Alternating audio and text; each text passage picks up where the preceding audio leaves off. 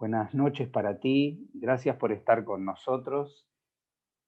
Y lo primero que quiero preguntar, para que por ahí empecemos por lo que corresponde, que es el origen, es ¿qué es Hezbollah?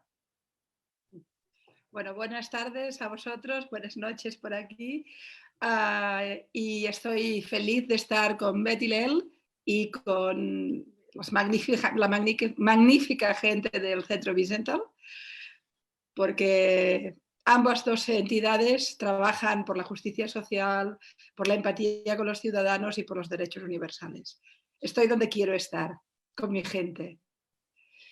Y respecto a la pregunta, voy a intentar explicar todo Hezbollah, que es algo muy gordo, de manera muy sencilla e intentar hacer una mirada muy rápida. Hezbollah nace, como es bastante conocido, en el 82 y es una organización que la crea la Guardia Revolucionaria iraní en el Líbano, en plena eclosión del conflicto en el Líbano, y que a partir desde el minuto uno de su nacimiento nace con tres objetivos fundamentales: la destrucción de Israel, la, la, digamos, el instrumento armado de lo que sería la Guardia Revolucionaria iraní, es decir, una extensión de la capacidad militar y también terrorista del propio Irán más allá de sus fronteras, y después también una voluntad de ser un brazo político que posteriormente se convierte en un brazo político importante y también armado en favor de una ideología islamista vinculada al chiismo en este caso y vinculada a la revolución iraní. Desde el primer minuto, tanto su logística como su financiación, como todo el entramado de Hezbollah parte en principio del dinero que viene de Irán y de toda la, digamos, el entramado del gobierno iraní respecto a la organización. Después esto va cambiando porque al final, en el momento actual, Hezbollah es una máquina de hacer dinero con múltiples tipos de negocio, todos ellos delictivos, y probablemente estamos hablando de la organización terrorista más rica del mundo. En algún momento lo ha sido más el Estado Islámico o incluso Boko Haram, pero realmente Hezbollah hoy por hoy es una fuerza política, es una fuerza armada, su ejército es más grande que el del Líbano, ha sido crucial en la guerra de Siria, está en la guerra del Yemen, está en Irak, está en América Latina, etcétera, etcétera. De manera que lo primero que hay que tener claro de Hezbollah es que hoy, eso que nació en el 82 y que fue famoso porque hubo el atentado de la embajada de Estados Unidos en Beirut en el 83, hubo el famoso atentado en Beirut en el 83 que mató 241 soldados americanos y creo que 58 paracaidistas franceses, y a partir de ahí ya no paró. La embajada de Israel en el 92 en Buenos Aires, por supuesto el atentado de Amia, etcétera, etcétera, y una cantidad enorme he hecho la lista hoy de los atentados atribuidos directamente a Hezbollah y bueno, son páginas y páginas que no os voy a leer, pero que tienen siempre una misma obsesión. Allí donde hay un turista o hay un ciudadano o hay una comunidad judía o israelí, ese es un objetivo, es un target. El target es el judío como ciudadano y el israelí, por supuesto, pero no porque sea un soldado, sino como idea del terror cualquiera, y que un poco nutre de la propia filosofía de Hassan Nasrallah, que tiene una frase muy famosa que duele mucho de recordar, pero que sin embargo es importante recordar, que a mí me ha recordado en algún momento una frase de Golda Meir, pero a la contra, claro.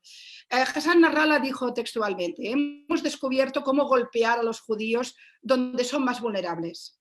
Los judíos aman la vida, así que eso es lo que les quitaremos. Vamos a ganar porque ellos aman la vida y nosotros amamos la muerte. No olvidemos que Hezbollah es el partido de Dios, el partido de Alá, pero en realidad lo que es fundamentalmente, como decía, es el brazo armado, el brazo descontrolado, el brazo, digamos, más oscuro de algo ya muy oscuro que es la Guardia Revolucionaria iraní. A partir de aquí, ¿qué ha pasado O con sea, a Hezbollah? confesión, como decimos, a confesión de parte, relevo de pruebas. Exactamente, exactamente. Bueno, de hecho entenderán perfectamente los que nos están escuchando por qué de golpe Estados Unidos actúa contra Qasem Soleimani, porque en tanto que el líder central de la Guardia Revolucionaria era el hombre que estructuraba toda la estrategia militar de las actuaciones de Hezbollah fuera del territorio iraní. Estamos hablando de Irak, de la actuación en Irak, estamos hablando de las bombas que pusieron en Riad, en Arabia Saudita, estábamos de su participación en la guerra yemení, etcétera, etcétera. Por tanto, de entrada, para entendernos, ¿hablamos de una organización terrorista al uso? No, es mucho más. Es una estructura militar y también paramilitar, es decir, tiene una estructura militar más o menos oficializada, tiene una estructura paramilitar abiertamente terrorista y tiene una estructura política que tiene incluso diputados en el Parlamento libanés, etcétera, etcétera, y que tiene una actuación. Tiene vocación, tiene la triple vocación que vincula también a la revolución iraní. Diplomacia, tiene un gran ejercicio de propaganda y de propaganda geopolítica, de ahí su aterrizaje en América Latina, ya hablaremos de ello. Tiene además voluntad de hostigar, de presionar permanentemente en contra de intereses americanos y por supuesto israelíes y judíos globalmente. Tiene en su marco fundacional una obsesión enfermiza por militar en el antisemitismo más puro. Es un gran propagador de antisemitismo puro. No olvidemos, por ejemplo, que su canal, el canal de televisión que tiene Hezbollah, que es un canal importante, hizo una serie basada en los protocolos de los sabios de Sion, Al-Manar, el canal, no recordaba el nombre, donde toda la idea de lo que significaba la maldad de los protocolos convertida en una serie de televisión con un niño árabe héroe luchando contra los malvados judíos, etcétera, etcétera, financiado por Hezbollah. Hezbollah tiene muchísimo dinero, muchísimo dinero. Quizás es el momento de explicar un poquito, solo un poquito, de cómo se financia. La primera fuente de financiación de Hezbollah, sin ninguna duda, es directamente la iraní. A partir de 2018 se calcula que más o menos oficiosamente y reconocido, habrá más dinero por debajo, pero reconocido, Irán da directamente a Hezbollah alrededor de 700 millones anuales para funcionar y para actuar. Pero a partir de aquí el dinero corre por todos lados, es decir, se nutre de la cocaína de Colombia, se nutre de la triple frontera de todo el tráfico de cocaína, porque la triple frontera es perfecta porque a través desde el norte entra la droga y por el este y por el sur se va con los puertos hacia donde corresponda. Hace poco leía el otro día cómo hubo una caída importante de drogas así. En enero pasado fue la organización más grande que se había detectado en América Latina de tráfico de drogas de cocaína, estaba vinculada a Hezbollah y fue en la triple frontera, fue en Punta del Este. Por tanto... Cabe, perdón que te interrumpa porque por ahí hay gente que no está al tanto, la triple frontera es aquella que estamos hablando entre Argentina, Paraguay y Brasil. En la zona cercana a las cataratas del Iguazú, donde, si me permites 2 segundos, había una vieja comunidad libanesa que empieza de a poco, después de la década del 80, a relacionarse con Hezbollah y sus participantes viven generalmente en Foz do Iguazú, en Brasil, y cruzan todos los días a Ciudad del Este, lo que era Puerto Stroessner, en Paraguay, donde llevan adelante sus actividades, y por supuesto es muy permeable con la frontera argentina. Esto sucedía hasta fines de 2018-2019, en que primero Argentina, luego Paraguay y por último en algunas cosas Brasil, declaran a Hezbollah como organización terrorista y utilizan algunas de estas normas para poder luchar contra este tráfico ilegal dentro de la región. Todo tuyo otra vez. No, iba a decir, Ariel, yo quiero aterrizar en el tema de la triple frontera un poquito más tarde. Ahora quería hacer un mapa global de financiación. Adelante. Pero en cualquier caso, voy a corregir un poco eso de que ha cambiado la situación desde la declaración de Hezbollah como organización terrorista, que ha sido una declaración muy importante, ¿eh? Eso es evidente, porque a pesar de todo es permeable absolutamente las actividades delictivas que hay en la zona. Para decirlo rápido, ¿Por qué Hezbollah es una organización tan fuerte económicamente, capaz de actuar en varios países en el terreno militar y también en actividades terroristas, pero también capaz de influir mediáticamente con un canal de televisión, Hispan TV, que funciona en Venezuela, funciona en Colombia, funciona en Argentina, funciona en un montón de lugares, es decir, que tiene una gran capacidad de influencia y además que tiene una logística y un movimiento de personas, tiene campamentos de jóvenes, campamentos de adoctrinamiento, hace ayuda social como hace Hamas, es una forma de penetrar en las comunidades chiitas que son las más pobres en muchas zonas, etcétera, etcétera. ¿Por qué tiene tanto dinero? Repito, lo digo rápido. Una parte del dinero se nutre de Irán directamente, que mantiene campamentos, mantiene estructuras militares, etcétera, etcétera, etcétera. Otra se nutre de la droga a distintos niveles. Por ejemplo, en el Triángulo Dorado del Sudeste Asiático mueve heroína y también mueve productos extraños. En el Valle de la Beca tiene grandes plantaciones de marihuana y de hachís. En la Triple Frontera está toda la canalización de, hoy leía, por ejemplo, la ruta viene de Colombia, pasa por la Sierra Central de Perú, va hacia las cocinas, las famosas cocinas en Santa Cruz de la Sierra en Bolivia, pasan a Paraguay, llegan a la Ciudad del Este, todo esto es una ruta conocida, que por cierto en algunas detenciones se han encontrado algunos libaneses vinculados a Hezbollah trabajando estrechamente con miembros de las FARC, lo cual tampoco no es una casualidad.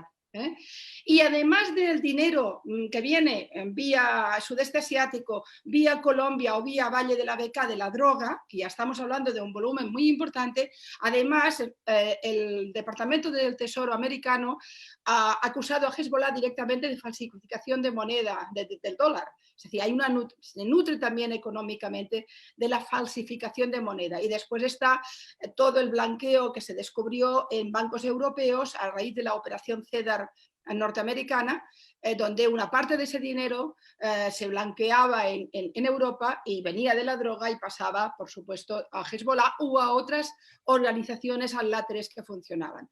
¿Qué quiero decir con todo esto? Que hablamos de una organización económicamente muy poderosa, no hablamos de cualquier cosa.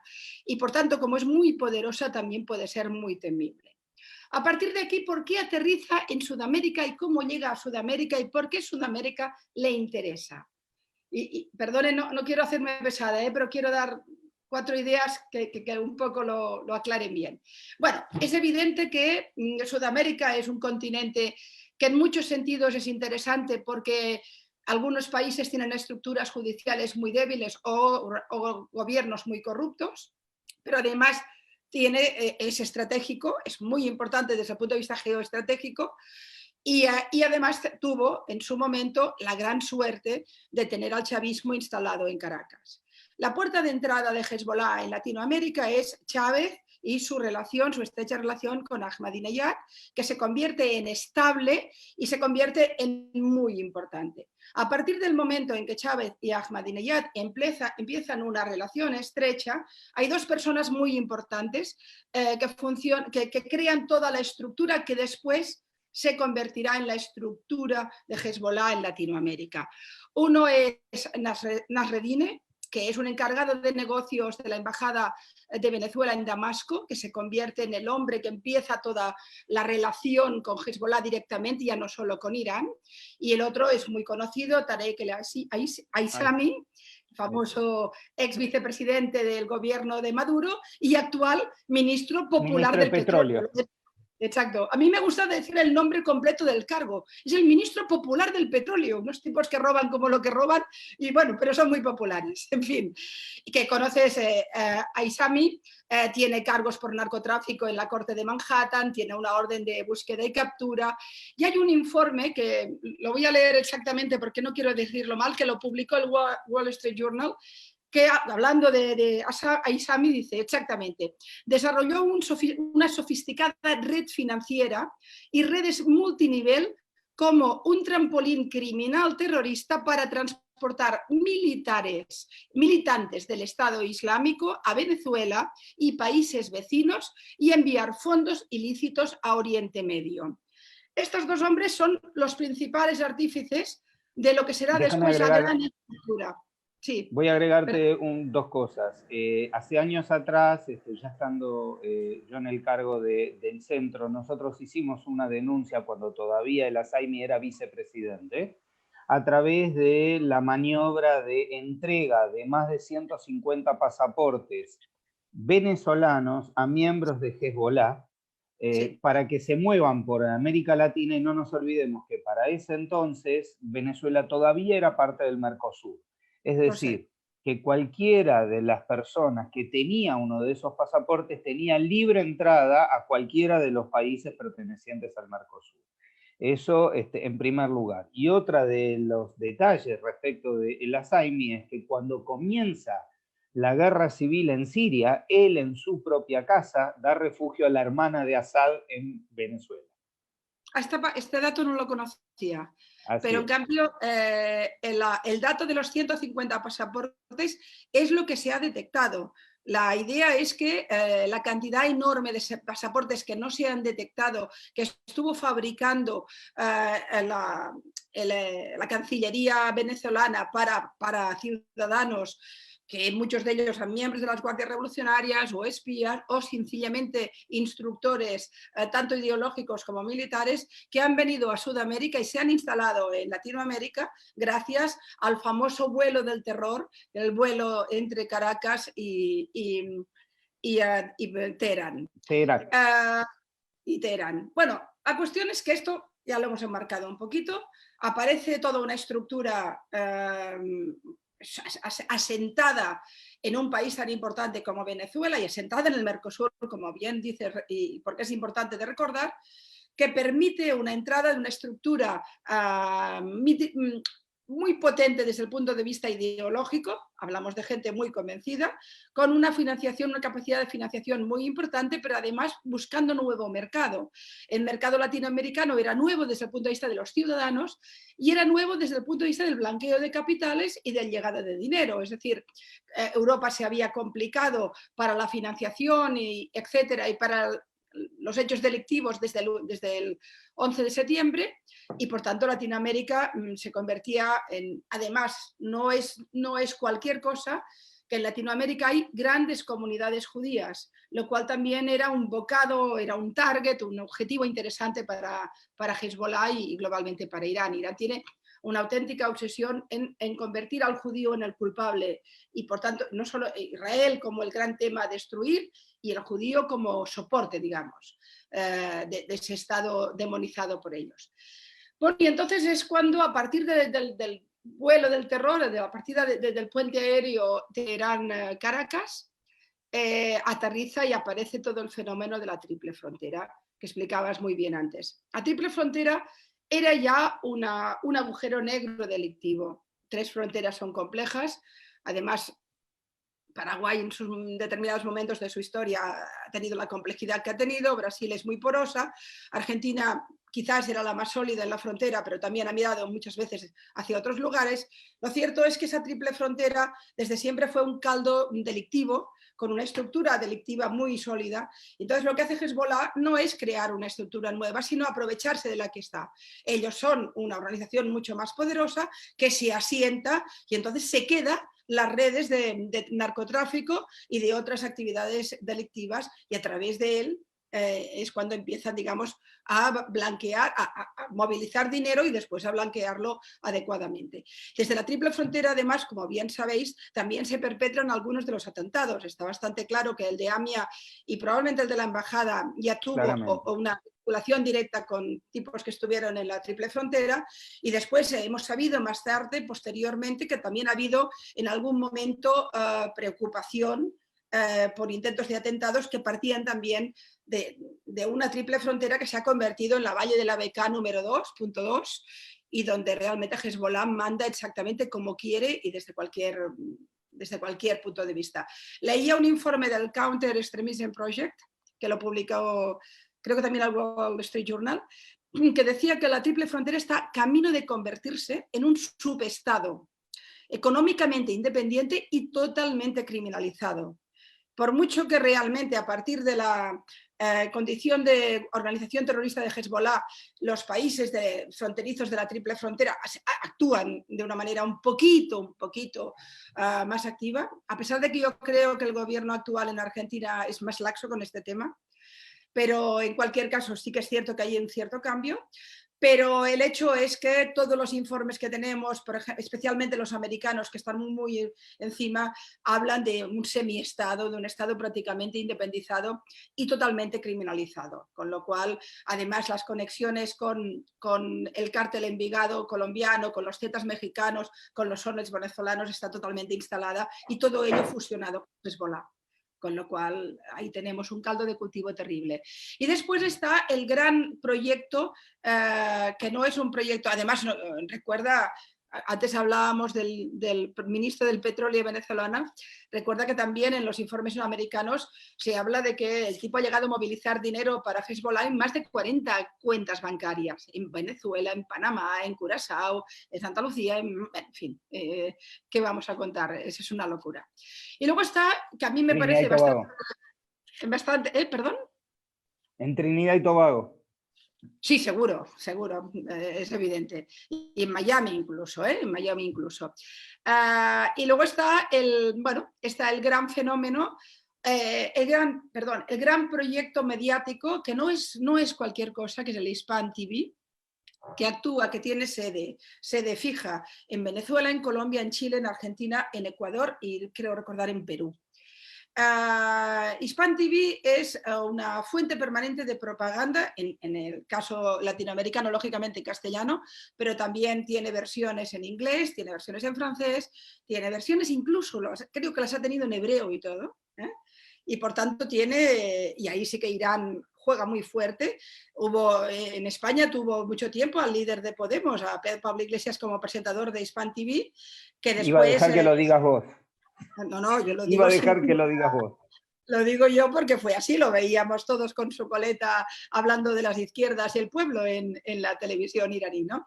Y bueno, finalmente los satélites, a partir de un momento determinado, los satélites europeos no permiten que se tome la antena para Hispan TV, entonces tiene que ir por otros lados, pero en Latinoamérica nadie se lo ha impedido y actúan con toda... Para que se hagan una idea del objetivo de Hispan TV, el objetivo de esta televisión es la contrapropaganda, la contraprogramación.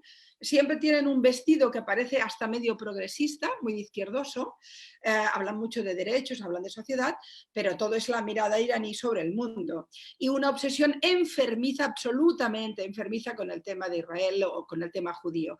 Hoy he mirado Hispan TV, hoy la he puesto, y me he encontrado que de 5 artículos, uno se titulaba El sionismo bajo la cruz, era un artículo demonizador de todos los evangélicos latinoamericanos, que era la nueva fuente de financiación y en fin, el sionismo del mundo dominando a través de la cruz, fantástico. Otro era el sionismo nada... Con lo cual justifican el hecho de actuar contra el cristianismo también. Bueno... ahí hay un artículo que señala con el dedito, luego veremos qué ocurre, pero el dedito está señalado y hay todo un estudio de cómo estos cristianos defienden el sionismo y se han convertido en una especie de voz del sionismo aterrador y terrorífico y malvado en Latinoamérica. Otro artículo se titula, si es casi un poquito más explícito, El sionismo nada en robo, crímenes y espejismo. ¡Hala, alegría, alegría! Y el tercero es uno sobre Biden, hablando de un atentado en Irak contra las fuerzas norteamericanas sin heridos, diciendo, Biden es sensato, el próximo ataque será devastador. Bonito, bonito. Eso sí, pero todo muy progresista, todo con mucho derecho humano, todo, en fin. Hispan TV a mí me parece realmente muy preocupante. No solo porque, repito, no tiene ningún problema en programar series de televisión sobre los protocolos. Ash Shatat, creo que se llamaba la serie de televisión sobre los protocolos. Bueno, quiero recordar que es algo que duele muchísimo, que los protocolos de los sabios de Sion en árabe son bestsellers permanentemente en librerías de Siria, en librerías del Líbano, en Egipto. En Egipto también se programó la serie esta sobre los protocolos, etc. No olvidemos también que más de una vez el líder del Ku Klux Klan americano ha sido invitado a países del petrodólar a hablar del dominio de los judíos del mundo. Es decir, que, y por tanto, ¿qué quiere decir con esto? Que si tú tienes mucho dinero, un Estado poderoso detrás como es Irán, con voluntad de expansión geopolítica, una ideología totalitaria, un odio sistemático a un pueblo determinado y obviamente a un país determinado, y tienes mucho dinero, y tienes un continente como Latinoamérica, donde te ponen la alfombra roja, todo el eje bolivariano, te dejan entrar a espías, a agentes, a campamentos de jóvenes, etcétera, etcétera, y además puedes conseguir dinero y nutrirte de toda la droga que hay en la zona, pues tienes un problema de unas dimensiones que yo creo que no somos para nada conscientes.